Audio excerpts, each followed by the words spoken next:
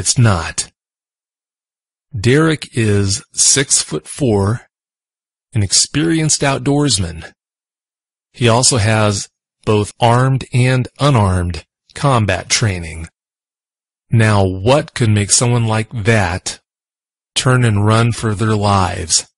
That's not a bear, a wolf, a moose, any of the large game that we know of. On tonight's episode of Dogman Encounters, you're going to find out. While in the woods near his family's cabin in northern Wisconsin 7 years ago, Derek and his cousin encountered something that he describes as being straight out of a nightmare. Let's bring Derek on and hear his story. Derek, welcome to Dogman Encounters Radio. Thanks so much for coming. How are you? I'm doing great. Thanks for having me on the show. How are you? I'm doing really good. Thanks so much for coming. Thanks so much for being so nice as to share the details of your encounter with us. Yeah, I hope that how terrifying the encounter was proves to be just as entertaining for the listeners. Oh, I'm sure it will be. Please tell us what kind of experience you have being out in the woods.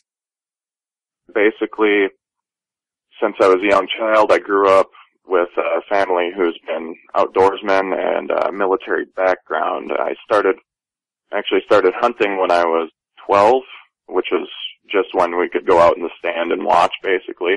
Did firearm safety when I was 13, and I've been in the woods every year since. Even by the time the incident occurred, I was, I believe, 16, but I mean, I still had been an outdoorsman for quite some time, so I felt fairly confident that I knew my way around in the forest. Most of what we do with hunting is, I've learned how to track, recognize game trails, pretty much anything that has to do with, generalized hunting. Growing up in the environment, essentially. Have you ever seen anything around that cabin that led you to believe that they might be around before you had your encounter? Before my encounter, no, nothing really besides just creepy feelings and whatnot. That's about it. But more recently, after I had told my story to my mother and my uncle, who was also sitting there, my mother had told me about something that she had seen that my story had brought memories back up from, which her encounter or possible encounter could be with something similar because of the way it ran, but she described as they were coming back from a deer run where you go out in the woods in a car or whatever, you look for deer just for fun. They were across the highway from Long Lake Road, which is what we were at the end of. They were in, there's kind of like a nature preserve area. Sometimes hunters will go back there and whatnot, but directly across the road, there's another road that veers off into, thick forest. They were coming back down that road as it was just starting to get dark. And, actually I should rephrase when I say they, it was my mother and my aunt who were driving together. But they were driving back up that road, and they saw something standing in the road from, she described, probably about 40, 50 feet in front of them, came out in front of them in the road, and it was on all fours. And then it saw them, because they had their headlights on, and it turned towards them and stood upright bipedally and ran towards them a good, 5 or 6 steps, and then dropped back down to all fours and continued sprinting at him, and then veered off and ran into the woods. And what she had described was dark in color, probably gray, and she said that when the headlight reflected off of its eyes, it had almost like a reddish tint to it. So, it could be something related to what I had seen, because my first thought was she had claimed that she thought it was a bear for all this time up until I had told her my story. And when I had heard it, I said a bear cannot do that. That a bear, when they stand upright bipedally, they're slow. They can't sprint like what she described. I got a little bit of chills when she told me that. That is pretty creepy. Did you have any activity at the cabin that might lead you to believe that you had them coming up close and personal? Well, another thing I can say is that you should always trust your gut. So, like if you feel like you're being watched, you know, like the old gut feeling like you're being watched, chances are you are, whether it's from a bird or a mountain lion. There's something staring at you, or another person even. But basically, she had also explained that, what I had said before about creepy feelings, she said that whenever she had stayed in the middle cabin room, there's a window next to the bed, and they would always close that window because they felt like somebody was looking through it, somebody or something, which I had felt that way before too, where I'd always stay in the end bedroom, which the window is up higher, where you'd have to be at least 6 feet tall to look through it. I'd always take the shades, the blinds, and I'd turn them up so that if anything was looking through, they'd be looking at the ceiling instead of down at the beds. So I don't know, I guess it could be paranoia, or there could be something actually trying to look through the windows at us. 50-50 shot, I suppose. Wow, that's interesting. Well, like you said, normally it's best to go with your gut instinct. Yep, exactly. I don't know, I always trust my gut, or at least I try to.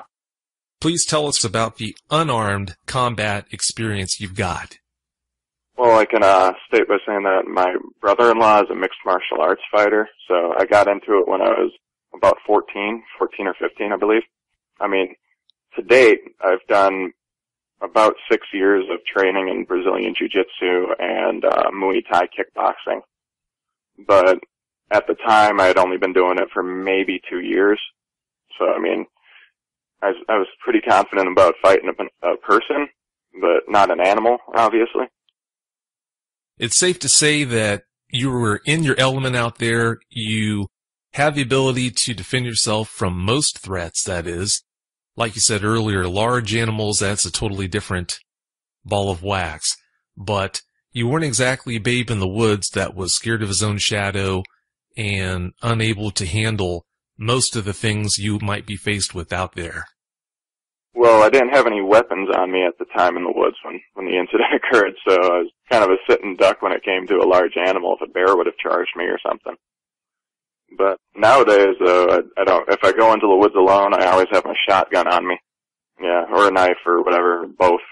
Yeah, but at the time, though, I suppose it could have turned real ugly pretty quickly. Oh, I'd say so, without a doubt. Okay, now that we've covered that, what chain of events led up to the moment you and your cousin had your encounter? Well, we're up there just for basic vacation. I believe it was sometime around June or July. I mean, this was quite a long time ago now. So I think it was around the 4th of July, but I'm not 100% sure. So, I mean, we had good foliage in the area and whatnot, but that's the reasoning for being at the cabin anyway. What we were doing with the forest specifically is, I mean, I suppose I can paint a better picture, though, about the cabin areas. We're about a mile or two into the woods from the main highway, and it's pretty thick forest, first off, but we were playing airsoft, which is plastic BBs and whatnot. You shoot them at each other. It's like a game like paintball. We were just playing around, having fun. I mean, for background as to why I was out there, I mean, I think that pretty much sums it up. We were just having fun. Whose cabin was that? My grandparents. Since now it has been sold, we no longer go up there. Was it sold because of that encounter? No, it was just financial issues. It's only been sold since 2 years ago now. Yeah, so I mean, we had been up there since the encounter. Oh, you have? Yeah, it's just, I didn't really like going out in the woods very much up there after then, but if I did, I'd be on a four-wheeler or something. Typically, the noise of a four-wheeler spooks any animal that's out there. I'm not sure if you're going to be willing to reveal this, but can you reveal some facts about the geographical area of that cabin, where it's located, anything like that? Oh, absolutely. It's, cabin's actually on Long Lake in Danbury, Wisconsin. They might actually call it the town of Swiss as well, but I think they border each other. But it's all the way at the end of Long Lake Road, so dead at the end. So, I mean, it just goes the road right into like, I don't know, probably at least 100 acres of forest before you hit another side of town. Before we get into the meat and potatoes of the encounter itself, what kind of topography are we talking about here? Rolling hills, or is it pretty flat? Well, it's really thick woods. I mean, it is hilly back there. We had a trail that went around as an ATV trail around the whole property. It was pretty bouncy. There was a part where you drop down in elevation about, I don't know, probably 30 feet, and then there's a pond at the bottom of the hill that you had to drive around. So it was a pretty hilly area, but where the incident occurred exactly, it was pretty flat. We were at the top of the hill, looking off into the woods, which you could see maybe 60 yards at max. It was pretty thick, which is what I'm used to hunting. Actually, I hunt up north past Mille Lacs Lake up in Minnesota, if anybody knows where that is. It's pretty thick woods up there, too, so it's pretty much the same. I mean, there's not a whole lot difference between Wisconsin and Minnesota besides the sports fans. I know what you mean there. All right, Derek, it's time to talk about your encounter. I want you to start at the top. Please tell us about it, and please give us every detail you remember. Basically, it started out by saying that we were, me and my cousin, we were playing around with the airsoft gun, so we were in a firefight, which is kind of goofy, shooting at each other and being stupid for being young. But the firefight took us into the woods because I got kind of too into it back then. I'd dress up in a full military BDU, head-to-toe camouflage. He was in blue jeans, so I had a little bit of an advantage once we hit the tree line. We carried our battle into the forest quite a ways. I'm guessing we were probably 100 yards in, maybe, I think about 100 yards in. We ended up stopping. We were at the top of a hill on the furthest end of the trail, looking over. It went pretty much the wood line. It went flat, and then it dropped down into another hill, which was the field we were looking into when I actually saw the thing. But once it dropped down, it goes down to another pond. So I'm assuming that whatever it was may have come from the pond. I mean, it's a watering hole, but I don't know. I suppose I can't be 100% sure because I'm still confused as to what I saw. So we were chilling out in the woods. We had stopped our fight, which we were just kind of standing there. Basically, we're sitting at this turn in the trail at the top of the hill. And I've always been, as a hunter, you get feel like you get kind of a sense, or you're always kind of on guard. So I felt like something was watching us, and I thought I had caught some movement out in the woods, which is not uncommon. I mean, there's always birds flying around. Who knows, maybe you'll see a raccoon or something.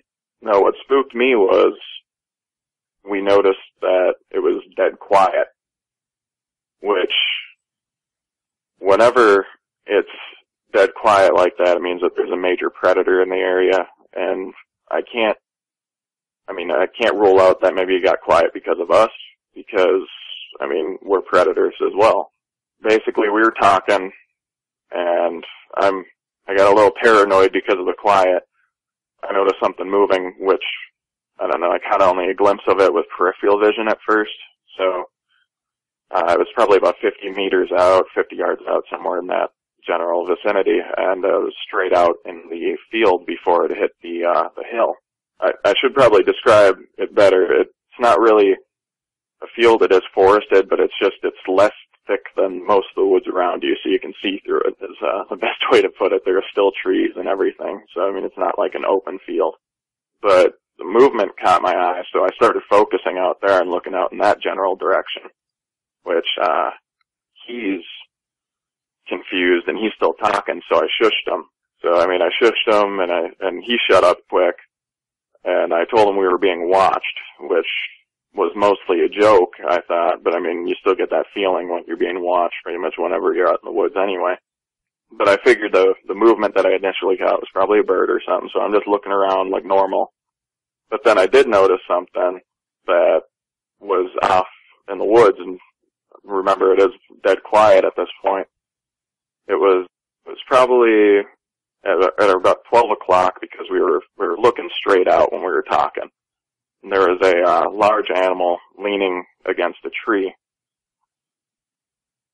I'm sorry if I'm starting to sound a little nervous here. It's kind of making me recalling the event is bringing back some images that is kind of a little terrifying to me. Anyway, though, I had paused, or we had both paused from talking because I got him to quiet down, which was initially a joke until I had actually noticed that there was something leaning against a tree about 50 yards out from us. Or maybe closer. I'm not 100% sure. I'm just guesstimating because it's been a long time since it happened. But the animal was very large. It was very muscular, not unlike, or it was pretty unlike anything else I'm used to seeing. I've seen bear and whatnot, and it just didn't match. The animal itself, it had reddish-brown fur, and it actually almost completely blended in until I managed to get a good focus on it, which I was wearing my glasses at the time, so I had pretty close to 20/20 vision. When I was focused on it, we were close enough where I could see that its fur looked pretty long, and it was, you could see individual hairs pretty well, even though it was pretty far out. But when I was focusing on it, though, I mean, I looked at it, and the first thing I noticed is it was holding on to the tree it was standing next to, and that its limbs, its front arms, they seemed unnaturally long, proportionate to the animal, which, because it was like slouching, I suppose it would make sense if it was taller than I thought it was initially, because, I mean, with how it was sitting or kneeling, it was probably 4 or 5 feet tall, but I think it was obviously because it was sitting down. If it were to stand up, I'm assuming it had to be at least 6 feet, maybe taller. But about the arms, though, I noticed that it did have formidable-looking claws, which that made me very nervous because, I mean, I've seen bear claws, which can be 2-3 inches. This looked like it matched them, at least that long, which could be deadly. Most likely is deadly to whatever herbivore animals are in the area, deer or whatever. And I'm guessing this is what was hunting them. So it was standing kind of slouched down against the tree. It looked like it was trying to not be seen. It was trying to be stealthy, which would mean that it was stalking. I mean, kind of like a cougar will. They'll stay real low in the foliage and try not to be seen. But like with mountain lions and stuff, though, cats, they typically won't attack grown men. So, I mean, you don't have to worry as much about them. This thing, though, I don't know. It was staring at us, and it was panting like a dog pants. So, I mean, we could see its teeth, and it had very large teeth. Its snout did appear elongated, like a canid or possibly a bear. I'm still not sure, but I don't know. It doesn't match a bear, which is the only large animal that we have out there besides wolves. The bear in the area are black, and they don't sit like that. They don't sit on their butt or whatever and sit slouched against a tree or whatever. If it was looking at us, it would have stood upright, being a bear, and then done a charge or something. Which actually brings me to what the animal did itself, which is what got us freaked out, because, I mean, when I saw it, I don't know if my cousin saw it for sure. He was just kind of standing there looking around. I don't know if he focused on it like I was, because I was in full camo and whatnot. I'm not even sure if the animal was focused on me. I think it might have been focused on my cousin, because, I mean, the BDU camouflage tends to break up your form, so he would stand out more than I would. I mean, I'm sure it saw me, but it probably was more focused on him than myself. So I said to him, "We have to go." And I said it out loud, but kind of quietly. And because of my cousin already being kind of freaked out, when I said that, he just bolted. And I kind of left me standing there like, what the heck is going on here? Because I didn't expect him to run as quickly as he did. well, he is a baseball player, so I mean, he can run pretty quick. He can outrun me any day. So I was like, oh great, now I'm the guy left behind. Is what I was thinking. Yeah, he doesn't have to be faster than the dog man, unfortunately. Yeah, he just had to be faster than me. But the problem was too, is I also, it flashed through my head too, is like when you come across an animal that's hostile, typically you want to back away slowly. I mean, like with bear and whatnot, is you don't want to give them any reason to chase you. It sets in the predator instinct. If you run, they'll chase you. Which brings me to what it did, because I mean, he bolts. I looked at it for a good 3 seconds before it actually started running towards us, which when it did, it sounded like it dropped to all fours at first and then got back up to 2, which was kind of weird. But like, I don't know if it did that to get kind of a good, like, sprint going. But, I mean, at that point, I mean, when it ran, I took off. So, I mean, I lost sight of it pretty quick, but I could hear it behind us crashing through the woods. But what I'm wondering about is, like, a lot of animals, they'll do what they call a bluff charge. And means they will, it's hard to tell the difference between a real charge and a bluff charge, though, because like a bear, you can't tell. If they start running at you, if you stand your ground, and if it's a bluff charge, they'll veer off at the last second, and they'll actually leave you alone. But considering you can't tell the difference, it's just like you might as well try to back away. But because if it isn't a bluff charge, they're going to mow you over.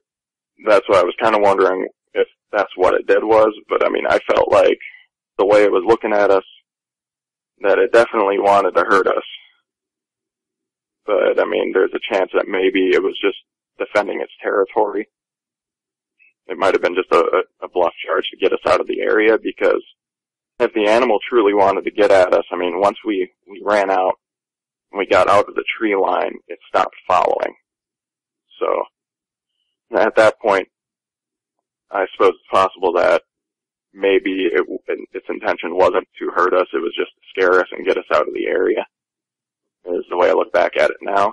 But still, I mean, when I caught up to him after we actually got to the tree line, I still yelled to him to keep going, because, I mean, we were still within, I don't know, 10 yards of the tree line. It was still right behind me. So, I mean, I yelled, go, go, go, and we got out of the tree line. We ran right for the cabin. And got inside and shut the door. At which point, my grandparents were in there asking why we were looking panicked and winded. And I knew they wouldn't believe. Obviously, they're pretty old-fashioned, and they probably wouldn't even believed us if we'd said we'd seen a bear. But I mean, for whatever this thing was, I mean, I knew obviously they wouldn't believe us. So I mean, I told them that it was a bear, and my cousin nodded. I mean, this really does sum up most of what happened. It was a very short incident. I mean, it was probably maybe 30 seconds long, because we got out of there pretty quick. We left it behind, and I knew that there was no way I could fight an animal like that. I was unarmed. The only thing I had was a toy gun. Didn't have my knife on me or anything. So, I mean, we got inside later that night. We discussed, me and my cousin discussed what we had seen, and we decided that it was best that we did not talk about it to anybody for a while, and that's why it had been a long time since I had actually posted this story. It's been probably, I don't know, 7, 8 years, something along those lines. Later on that evening, Derek, was there any evidence that it was still around? Did you hear any strange sounds outside the cabin? See anything when you looked out a window, if you were brave enough to look out a window, that is? I stayed away from windows that night, but, I mean, we did have a few of the windows open so we could hear any of the noises from outside. It sounded like the usual night. The only thing that was strange is the quiet retained. We didn't even hear frogs that night, I don't think, at all, which, I mean, we're right on a lake, and typically you always hear frogs at night. They're always croaking and whatnot. I'm sure everybody else who's listening can understand hearing that.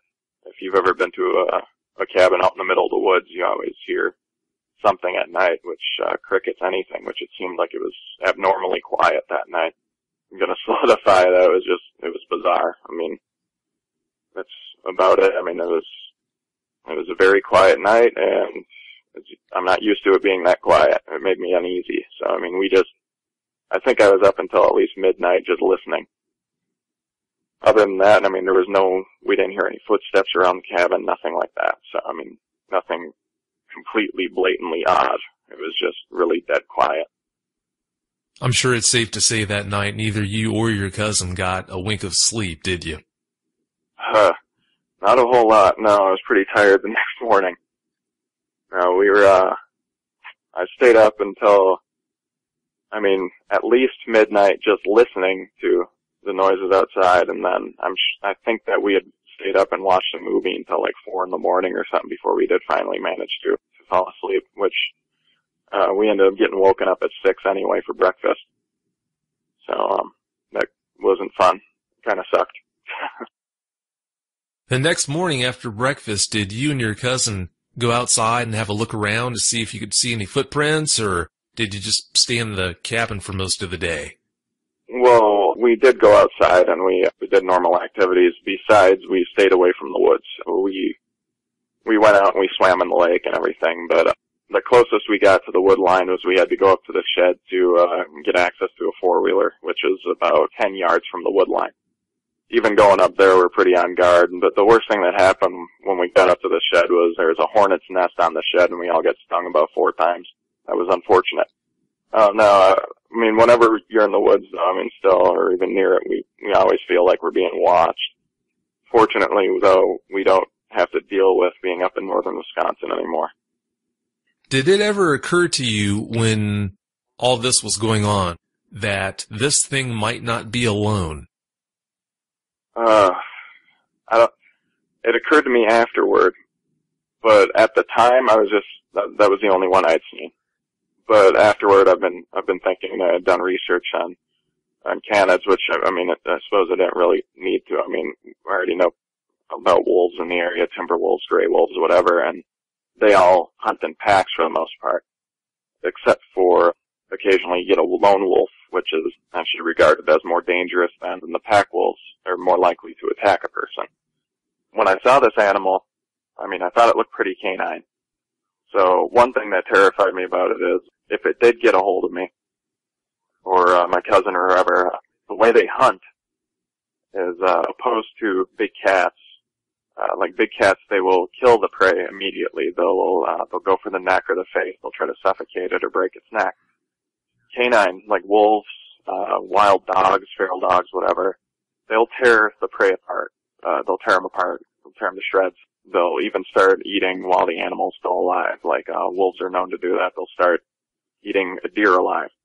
So it's like if this thing acts like that, I mean, it would be horrible. I mean, it wouldn't necessarily just kill you and have any mercy. It would just start just ripping you apart, which was just, it's gruesome to think about. I mean, bear are kind of like that too, kind of like canine. They'll just start eating too, which is terrifying. But at least with the bear, they're so powerful that they've been known to decapitate an animal from a swipe. I suppose these things, because they're candid in appearance, whatever this animal was, I mean, there's a chance that maybe they hunt in packs like timber wolves or gray wolves, but at the time I didn't really consider it. All that was going through my head was get out of here, get away from the area, get safe. Reason why I also booked for the cabin too is we used to keep a shotgun in the cabin, which unfortunately at the time we didn't have it. So, I mean, my first thought was get the gun, but the gun wasn't in existence anyway, so it's not like it would have helped anyway. It was only a 20-gauge shotgun, though, and from the previous story on here, concerning a 40-cal handgun didn't do much to whatever they had shot at the previous guests. I don't think a 20-gauge with birdshot would have done anything. I don't know. One thing, though, that I did just think of was, while running, too, is to solidify the fact that it may have just been some sort of a bluff charge. The fact that it didn't follow us was this animal's fast. Just about any animal can outrun a human, so it's just like, if it really wanted to get us, it would have, is what I'm thinking now. You'd think that it could outrun us anyway. It's just like you think that it would be right on us, which it sounded like it was right behind me when we were getting out of the woods. But if it really wanted to get us, I think it would have caught up. When I think about it. It charged you and then it veered off into the woods, but as you were running, it was still following. I take it you were running down a trail to get back to the cabin? Yes. We were all still in the woods. I mean, I'm sorry, the way you phrased that confused me a little bit. When we were running, we ran about 50 yards up the main ATV trail, which comes out by the shed that I had mentioned before, and that's the parking area where we would put most of our vehicles and whatnot. So, I mean, when we ran out of that trail, we ran between cars, and then, actually, let me rephrase here a little bit. We paused at the entrance of the trail, which is about, there's a fork in the trail, which goes left or right, and we paused at that fork, and that's when I told him to keep going. And then we ran out, but the whole time, it sounded like it was staying kind of in the woods off of the trail behind us, because, I mean, I could still hear it running into trees and whatnot and making a lot of racket as it was chasing. So I don't know if maybe it doesn't like open areas. I mean, who knows? You'd have to really be in the mind of the beast to know what it was thinking. Yeah, because I know that I suppose a bear probably would have just ran right onto the trail, and then we wouldn't have heard much of it at that point. But I mean, maybe this thing's smart, like a cat. It wants to stay kind of more in a secluded area. If it was off of the trail like that, trailing you in the woods, even if you would have turned around to look, you probably couldn't have seen it because of how thick those woods were, correct?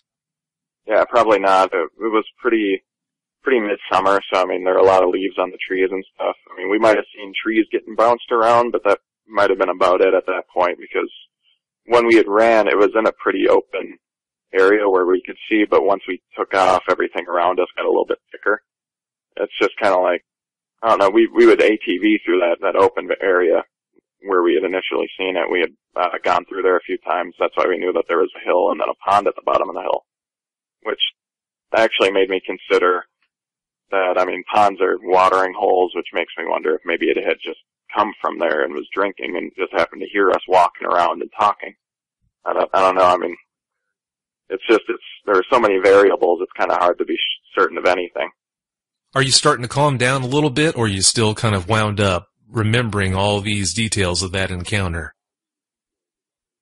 I suppose a tiny bit wound up still, but I mean, I'm getting a little bit calmer because, I mean, coming to the end of the incident itself. So, I mean, I don't know what, I mean, regarding remembering the incident, I mean, that was kind of, it's a little upsetting because, I mean, this thing just did not look natural, but, I mean, it did look like flesh and blood creatures. So, I mean, it's just like, the thing that threw me off the most, that made me the most uncomfortable, was how long its arms were. It just didn't seem right. It didn't seem proportionate. Unless the thing, when it stood up, was actually 7 feet tall, which, I mean, then I suppose it could be, but it was almost like, I don't know, it was just, I don't even know how to describe it. It was just bizarre. I mean, I'm 6'4", so I'm not exactly a small person. This thing looked like it had to have been at least my height. Yeah, well, when it was hunched over, it looked like it was maybe, I don't know, maybe 5 inches shorter than me. It could have been when it was hunched over, but I mean, it looked like if it were to stand up, it was at least my height, maybe even taller, maybe a foot taller. I'm not sure. It was something that I don't want to see again. Oh, no one can blame you for that. That's for sure. Now, backing up, Derek, just so I get this straight, how far were you when you first saw it standing there looking at you? It had to have been about 50 yards out, because I don't know, somewhere between 40 and 50 yards is what I'm guessing. I mean, obviously there's a give or take ratio on it, because I mean, when you're kind of freaking out at the time, you can't be too accurate with your estimates. I'm assuming. You never know what's going through your head. I mean, all I was going through my head is, what the heck is that thing? At first, and I was like, oh, that thing looks dangerous. I should get out of here. And which is, I mean, it really is the same reaction I would have had to a bear or a wolf. But, well, maybe not a bear. A bear, I would have been like, yeah, I want to get out of here. But I mean, instinct tells you after you research a while to back away slowly with a black bear. Chances are they'll probably leave you alone. But if they don't leave you alone, you got to stand up tall and be real loud. But this thing, I have a feeling if I would have stood my ground, it probably would have ran right through me. Yeah, that might be a safe bet right there. Since you said that you were initially 40 to 50 yards from it, that's still a fairly good distance. I take it you weren't close enough to get a bead on what color its eyes were. No, not really. I mean, I thought that the eyes were kind of dark, but, I mean, I wasn't really focused on the eyes. I was more focused on looking at the way its movement was. I mean, trying to judge its character, I suppose. I mean, sometimes, like with people, you can focus on their body movement and you can tell which way they're going to run or whatever. And I was kind of trying to look at it in that sense, but I mean, animals are unpredictable, so I mean, I was probably being kind of dumb. Like I said, like with the arms and then its teeth too, I was focused on the claws and whatnot. I didn't really get a good look at its eyes, I don't think. I don't know, it really was a bizarre incident. Yeah, I don't know, if I had to say, I mean, I did get one glimpse of it that was semi-decent for just a few seconds, and I thought that its eyes looked pretty dark in color. I mean, dark brown, almost like a dog's eyes. I don't know, it's just, I can't really be too certain because it was really a quick look before I took off, so. As far as the eyes go, you said you were too far away to be able to know for sure what color its eyes were, but were you close enough to be able to see any type of emotion in its eyes? Emotion-wise? No, I don't really think so. I think that the animal was just, I think it was really animalistic. I think it was focused. And you could tell it was really focused. I don't think it was looking at me because, I mean, we didn't make eye contact. I was staring at it for a second there, and it didn't make eye contact with me, so, which brings me back to thinking that it was probably focused on my cousin. But the one thing that I did notice that really threw me off is how muscular it was. I mean, I feel like if you were to shave that thing down, it would have had a six-pack. I mean, it looked like it was just incredibly built, like, it was like a steroid freak of an animal. Whereas, like, you get a bear, and, I mean, they're pretty ugly if you shave them down. I've seen a picture online before where, a bear had some sort of skin disease where it lost all of its fur, and they're fat. They've got fat rolls. It's just like most animals look pretty ugly shaved down. This thing, judging by the way its muscle definition was, it's just like, it was nuts. It was very athletic. Since you got that good of a look at it, Derek, when it stood up, you mentioned that it was up on two legs. It went down to all fours, kind of like in a sprinter's pose, and then it went back up onto two legs again. If you saw it do all that, it sounds like you got a pretty good look at its physical build. To describe the waist, how would you describe its waist? Was it a thick waist or a thin waist? I mean, when it stood upright, I mean, I really only caught it for a second when it did that because I turned around and ran right away. What I saw was it stood upright, and then all I heard was, I didn't really see anything of it after that. I'm trying to think of how to phrase it best. All I know of it was what I heard at that point because I heard it chasing, but when it did stand upright, it looked like it was built more in its upper body than it was in its lower body. Almost had like a V shape to it. So it was like really, I don't know, it was like really muscular upper body is what it seemed like. So I mean, it seemed like it stood up and then it dropped down to all fours again and then sprinted, and then at one point, I mean, it sounded like it was charging on all fours when I was running, and then after that, it sounded like it almost was trying to match my steps, so like it was bipedal after that point, so it was like it was very quick. If that doesn't get your adrenaline going, nothing will. Yeah, definitely. Yeah, I don't think a roller coaster could do it for me anymore. Yeah, I'd say so after being through something like that.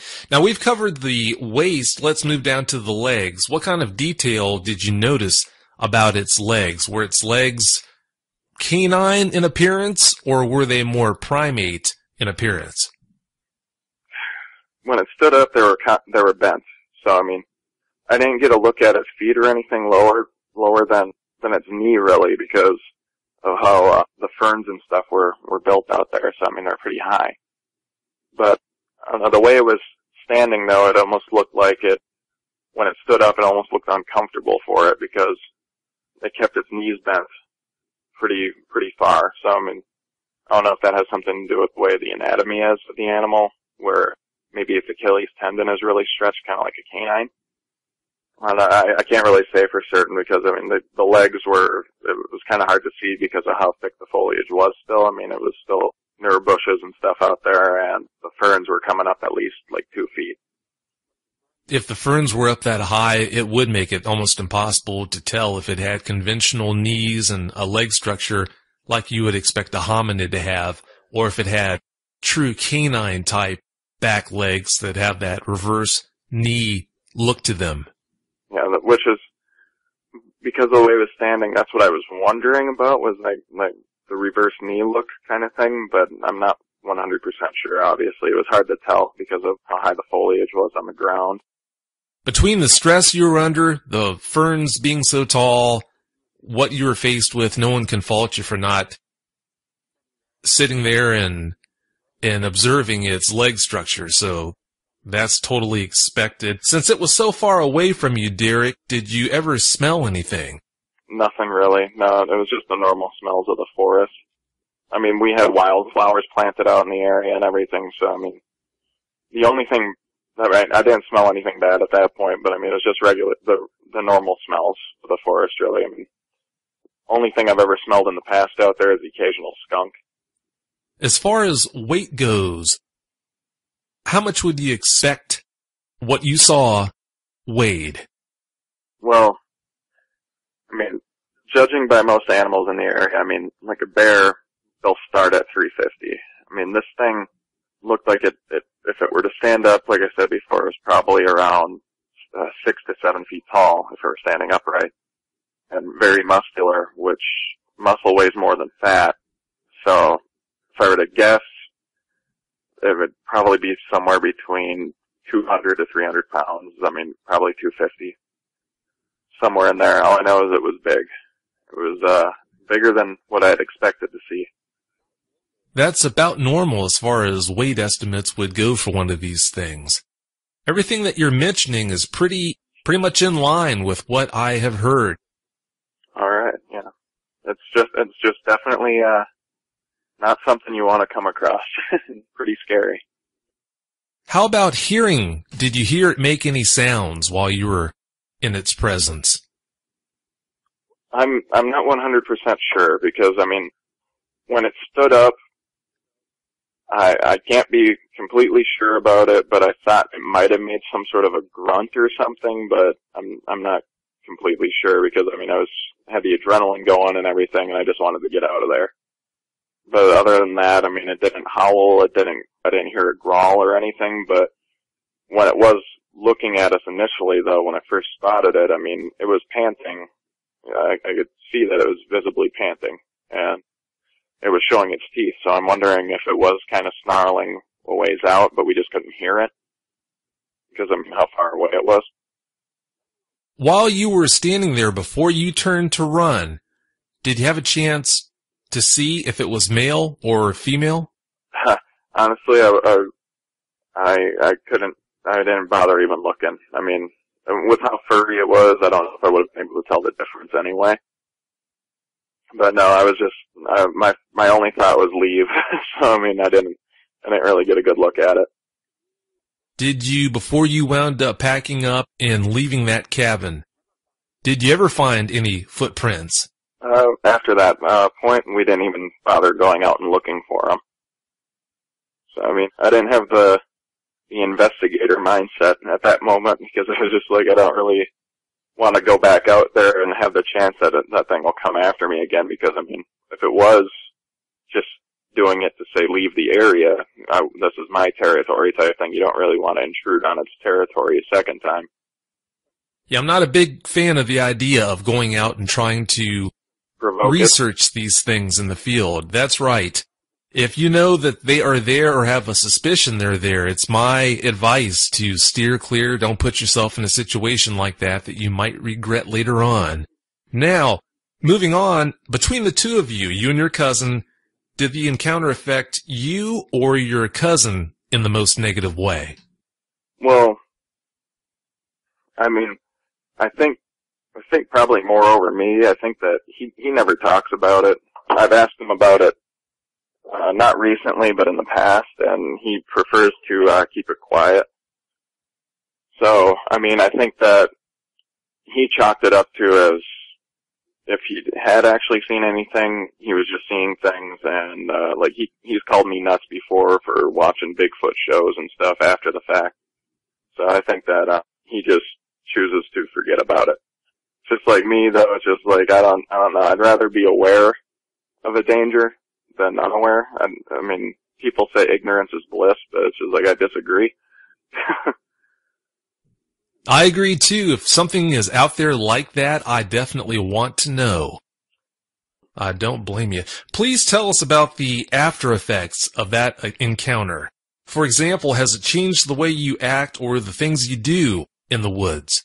Well, since then, I've gotten a lot better at tracking and whatnot. I mean, for hunting and whatnot. So, I mean, like on our hunting property up north, for example, we've got cougar in the area now and wolf and whatnot. But the only reason I know about them is due to tracks. I found their tracks. So, but as for like the after effects specifically from that, though, the way I look at it is most animals, if it's a normal animal, they won't attack if you're in a group of people, typically, unless they're extremely hungry. Like, I mean, a bear, they're known to do it, but like grizzlies and whatnot, but that's usually under very specific circumstances. So, I mean, like if it's a cougar or something, if you're walking with a partner, chances are they aren't going to mess with you. Wolves probably won't mess with you if you're with a group of people.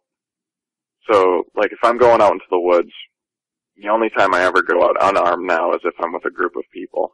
If I ever go out alone, I always have either my shotgun on me if I'm out doing grouse hunting or whatever, some sort of bird hunting, or if I don't have the opportunity to have a gun, I'll carry one of my combat knives. Which, I mean, a knife probably won't help you too much against a large animal unless you get a really lucky shot on it. Now that I think about with how built that thing was, though, I mean, I don't even think the shotgun would do much to it. But, I mean, loud noises tend to scare away animals, so, I mean, maybe if you shoot in the air, it might back off. I don't know. But definitely, though, I never go into the woods either alone or unarmed. Good idea. That's a very good idea. Did you have, or your cousin for that matter, have any lingering PTSD type conditions as a result of that encounter? As for him, I don't know. He never told me about anything. As for me, I've dreamt about it a couple of times, but that's about it. I mean, mostly just being more cautious is the main effect. Sometimes those dreams are terrifying, though. I'll give them that. Do you still have nightmares? Not recently. I mean, I think I've gotten mostly over it. I won't be surprised after talking about this more that if I have something to go on. But, I mean, I had nightmares where something like the animal that I had seen had been trying to get into a vehicle that I was driving in. Something like that. But, I don't know, most of the time you forget your dreams after you wake up. So, I mean, it's about it that I can recall. For anyone that is considering going out into the woods unarmed, after what you have seen and know now is out there, what kind of words of wisdom would you have for someone like that? I would say preferably don't do it. But, I mean, if you're going to go into a forested area, try to make sure that it's city park or something that's surrounded by residential areas and whatnot. Like, there are a lot of parks like that around where I live where, I'm fairly comfortable going out there. I mean, I still carry a knife with me. But, like, there's a park near me where it's literally city all around it, but it's a good, like, I don't know, 20 acres of forest in the middle. So, I mean, I'm more comfortable going there, but I mean, if you're going out of town and going to go, like, way out into a national or state forest, I would say you should probably be armed, just as a precaution. I mean, even if you don't run into a creature like this, I mean, there's always a chance you could run into a mountain lion, wolves, a bear, whatever. So, I mean, you should always be armed regardless, is the way I look at it. What kind of advice would you have for someone that finds themselves face to face with something like this? That's a good question. Something like this, I think if it wants you, it's going to get you. I think that they're very territorial from what I had seen. So my guess is try to get away from whatever it's defending. I mean, if it's defending its territory, if it's looking at you as food, just hope and pray that you can get away from it. Who knows? Maybe climbing a tree will help you. I don't know, maybe, but I'm guessing with the way that they're built, they'll probably be right up the tree after you. I don't know if there's any advice I can give besides making sure you're armed. I mean, just to give yourself a fighting chance. Before this encounter happened to you, what would you have said to someone that told you that they had seen one of these things? If they would have told you they had seen or encountered a dog man? Well, I am typically skeptical about things. So, I mean, I wouldn't have laughed it off, because another thing I look at is just about anything's possible. I mean, until you can completely disprove something, there's a possibility that it can happen. So, I mean, I would have heard him out, nodded him on or whatever, but then afterward I probably would have been like, yeah, whatever. But it's just like, until I see it for myself, I'm not going to believe it type thing. Obviously now I have seen something that I can't explain, so, I mean, I'd have to apologize to those people. Now you know they're out there. The only reference I had heard previously, which it was because it was 90s type stuff, was, I mean, it had popped up once that I had seen, was the Beast of Bray Road encounter, but I was just like, oh, whatever, the girl who had the encounter was probably drinking at the party or whatever, and it was probably just a bear or whatever, but I don't know, it's something weird. I even feel awkward even referring to it as a dog man. If you've noticed, I always call it the animal. Hitting on that idea about climbing a tree and the way they're built, something you said really stuck out with me. The arms. You mentioned how long its arms were. Have you been to my website, dogmanencounters.com or dogmanencountersradio.com, and seen my logo, the picture of that dog man? I wasn't focused on the logo. I went onto the site to read a different story and listen to the previous broadcast, but that was about it. I can pull up the site now and look at it. Yeah, if you can pull that up, I want you to do so and take a look at that logo and tell me how my logo, the subject in my logo, compares build-wise to what you saw that day. All right, I'm pulling it up right now. All right. Oh, actually, very, very close. I would say pretty darn close. I don't know if I think the snout on what I had seen might have been a little bit thinner, but like the arms and stuff look pretty close. The claws? Yeah, the claws were long, like that, and I think that it's what I had seen. The ears were more upright though than the way it looks swept back like that. But then again, I mean, the way that the picture is drawn on yours, maybe because it's moving. I don't know. I can't tell. A lot of dogs, like German Shepherds and whatnot, they'll put their ears up when they're listening too. So I mean, that could be why it was doing that. I just thought of that too. I mean, it could be, it was listening to us while we were talking. That could be why it had its ears up that way. You saw it move its ears into the perked up position? Well, they were already in the perked up position when I saw it. It's just, that's just one reason why I was thinking maybe that could be why they were up like that, is it was probably listening. How would you describe its ears? They're pointy. They're probably a good 2-3 inches long. Almost kind of like the way like a German Shepherd with cropped ears looks, or a wolf for that matter. Now you said the Dogman that's on my logo on my websites, it is close to looking like what you saw, but if you compared what you saw to the avatar on my Facebook page, how would that avatar compare to what you saw that day? Well, I'm looking at it right now, and honestly, it's kind of giving me anxiety, because I think that that's pretty darn accurate. The way that its muscle build is, the ears might be a little bit longer than what I think I had seen, but the way that its build is, though, looks almost exactly. I mean, it's got, I think maybe its arms might be a little bit shorter, but it's massive, massively muscular, and it's the closest thing that I think I've seen so far out of any other pictures. It really is a terrifying avatar.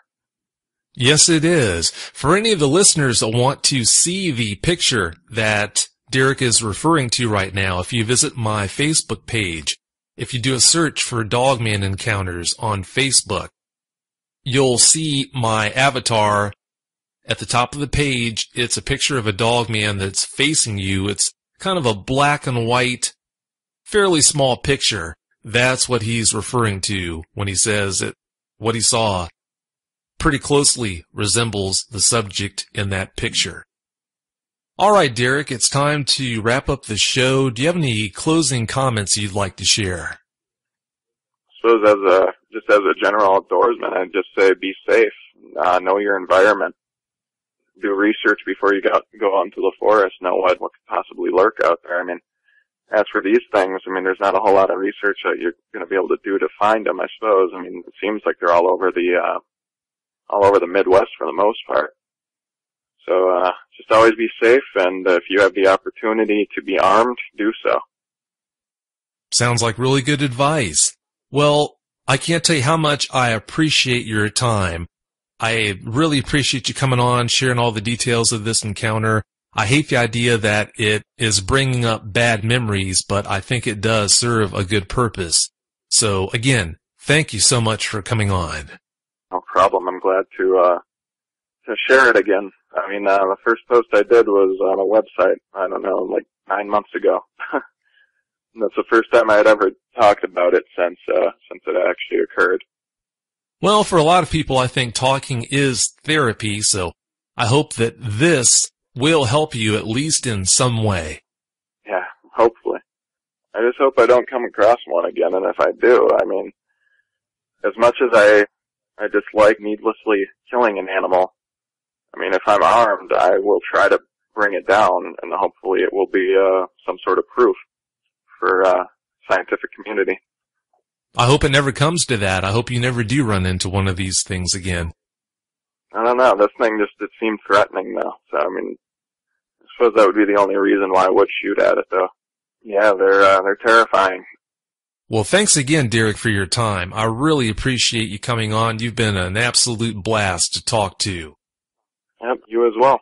Thank you for the opportunity to share. Oh, you're more than welcome. Have a great night. You too. Thanks. See ya. Bye.